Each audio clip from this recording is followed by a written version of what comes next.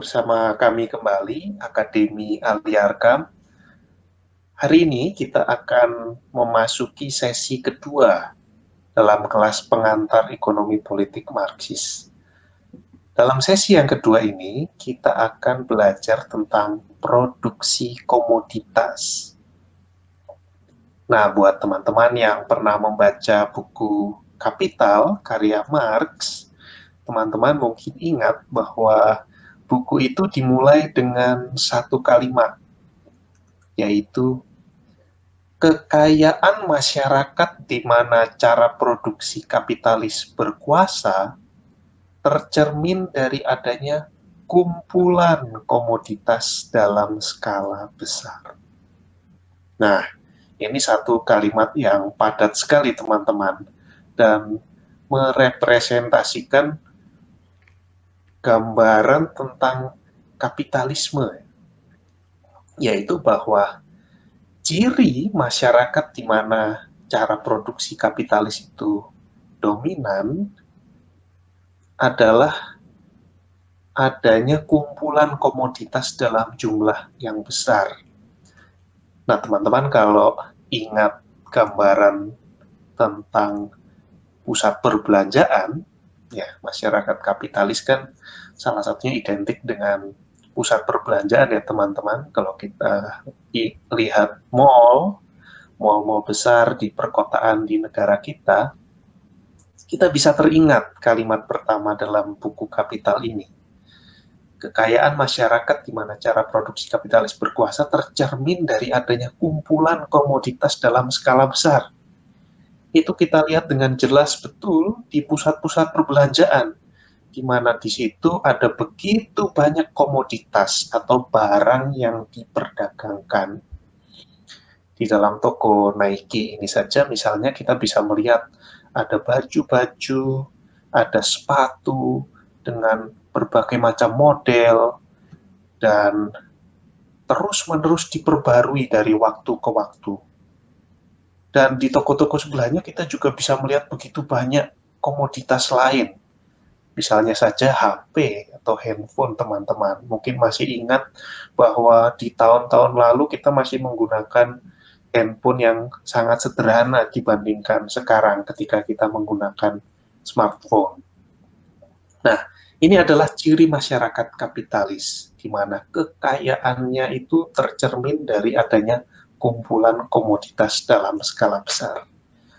Nah, kalau kita belajar dari kelas yang lalu, di sesi pertama, kita ingat bahwa metode berpikir Marx itu mulai dari suatu konsep kunci. Lalu dari sana berusaha untuk mengungkap struktur yang lebih kompleks.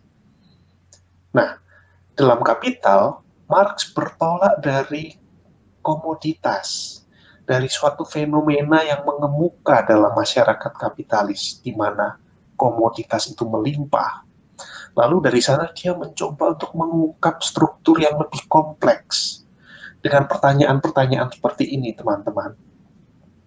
Mengapa komoditas itu melimpah dalam masyarakat di mana cara produksi kapitalis itu dominan? Lalu hubungan sosial seperti apa yang menjadi dasar atau mengkondisikan kelimpahan komoditas ini? Kemudian proses sejarahnya seperti apa sehingga kita bisa tiba pada masa di mana cara produksi yang seperti ini yang membuat adanya kelimpahan komoditas ini ada. Nanti kita melihat itu terjawab dalam bagian akhir dari Kapital volume 1, yaitu tentang apa yang disebut oleh Marx sebagai akumulasi primitif. Tapi itu nanti, teman-teman.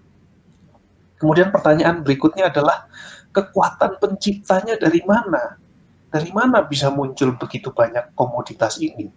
Nah, kita tahu jawabannya dalam teori Marx adalah dari kerja para buruh. Lalu pertanyaan berikutnya adalah, lalu apakah struktur yang seperti ini bermasalah? Dan kalau bermasalah, masalahnya ada di mana? Nah, inilah pertanyaan-pertanyaan tentang struktur yang lebih kompleks yang coba diungkap oleh Marx. Dari fenomena yang sangat sederhana seperti komoditas, dia mencoba untuk mengungkap struktur yang lebih kompleks dari tatanan masyarakat yang ada. Nah, secara singkat, sebagai pemula, bagaimana dari komoditas Marx mengungkap struktur kapitalisme? Yang pertama, kalau kita melihat fenomena komoditas, kita melihat komoditas itu diperjualbelikan lewat suatu nilai tukar, ya teman-teman. Misalnya sepatu Nike tadi harganya bisa 1 juta rupiah, 1,5 juta rupiah, 2 juta rupiah, atau yang lain-lain. Nah, tetapi sebelum dia punya nilai tukar sebesar nominal tertentu itu, pertama-tama komoditas ini memiliki nilai guna.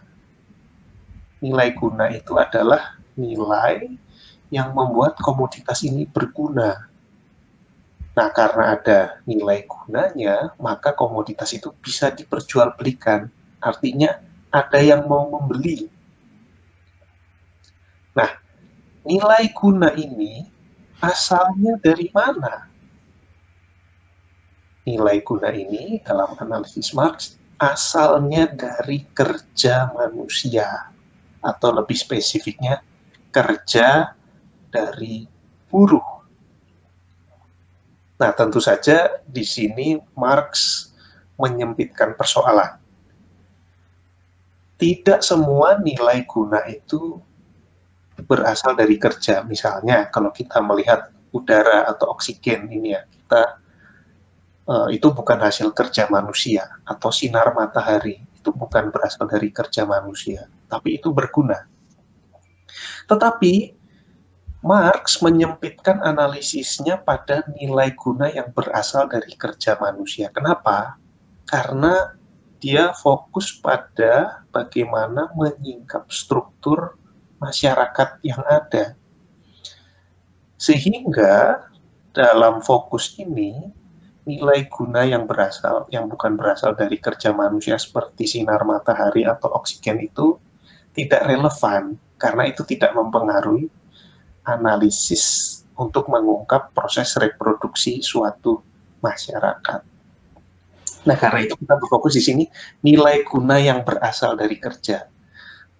Kembali ke contoh sepatu tadi, sepatu itu berguna dan dia bisa berguna karena berasal dari kerja manusia. Artinya ada buruh yang mengerjakan proses produksi sepatu itu, sehingga dari bahan mentahnya hingga sampai jadi itu ada kontribusi kerja dari buruh.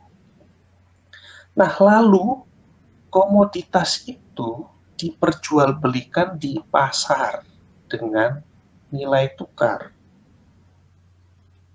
Nah, ketika sudah diperjualbelikan di pasar, di toko, di penyalur yang lain, nah itu harganya bisa macam-macam teman-teman, ya, dan bisa sangat tidak tentu. Nah, yang coba Marx fokuskan adalah bagaimana pertukaran ini tidak terjadi dalam ruang hampa, tetapi terjadi dalam relasi sosial tertentu atau hubungan sosial tertentu. Dan yang mana hubungan sosial ini sebetulnya kalau diamat-amati sebetulnya timpang, ya, karena buruh tidak ada dalam posisi untuk menentukan harga dan tidak memiliki alat produksi sehingga dia bisa mengatur proses produksi yang ada. Dan juga relasi sosial yang timpang ini berkembangnya lewat paksaan. Artinya secara historis, cara produksi kapitalis yang seperti ini itu terjadi atau berkembangnya itu lewat paksa. Orang-orang dipaksa untuk menjadi buruh, dilepaskan aksesnya dari alat produksi sebelumnya, yaitu tanah, kemudian mau tidak mau harus menjual tenaganya untuk bekerja supaya bisa bertahan hidup. Dan itu terus berkembang seperti itu di dalam proses reproduksi kapitalisme. Sehingga relasi sosial yang timpang dan berkembang lewat paksaan inilah yang membuat atau menjadikan corak atau cara produksi kapitalis ini dicirikan dengan satu kata, yaitu eksploitasi. Nah, inilah yang menjadi kata kunci dari analisis ekonomi politik Marx atau analisis Marx tentang kapitalisme, yaitu bahwa kapitalisme itu dicirikan dengan satu kata, yaitu eksploitasi. Nah, bagaimana Marx mengungkap dari komoditas menuju struktur kapitalisme yang kompleks itu?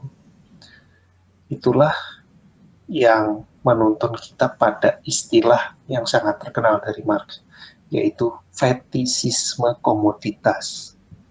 Apa maksudnya fetisisme komoditas? Yaitu bahwa di balik fenomena sosial kelimpahan komoditas yang mencirikan masyarakat kapitalis, ternyata ada relasi sosial yang terselubung yang secara kasat mata tidak nampak begitu saja. Tidak nampak begitu saja di depan mata kita ketika kita pergi ke mall, ketika kita menggunakan barang-barang yang melimpah dalam masyarakat ini. Tetapi di balik fenomena itu ternyata ada relasi sosial yang terselubung di balik proses jual beli dan penumpukan komoditas yang melimpah dalam masyarakat kapitalis. Dan dalam analisis Marx, relasi sosial ini amat timpang karena secara umum memisahkan dua kelompok menjadi kelompok yang memiliki hubungan yang sangat tidak setara, yaitu kelas borjuasi yang memiliki alat produksi dan kelas proletariat atau kelas buruh, yaitu kelas yang tidak memiliki alat produksi dan mau tidak mau harus menjual tenaga kerjanya kepada kaum borjuasi untuk mendapatkan upah guna bertahan hidup. Nah, ada relasi sosial yang terselubung inilah yang diselubungkan lewat fenomena atau apa yang dia sebut sebagai fetisisme komoditas. Oke, sampai di sini dulu sesi kedua kita. Kita akan berjumpa lagi di dalam sesi ketiga dan sesi-sesi berikutnya, di mana kita akan semakin jelas melihat analisis ekonomi politik Marx tentang kapitalisme. Ya, teman-teman jangan lupa setelah nonton video ini kita share, kita sebarkan ke teman-teman kita, dan ada akun tentu saja YouTube Akademi Aliarkam. Teman-teman juga bisa follow di @Akademi Aliarkam di Instagram kita. Kemudian yang terbaru ada Facebook, akun Facebook Akademi Aliarkam. Teman-teman bisa subscribe, like, follow, komen. Teman-teman bisa bagikan itu semua secara lebih luas. Gitu saja teman-teman, tetap semangat dan terus belajar.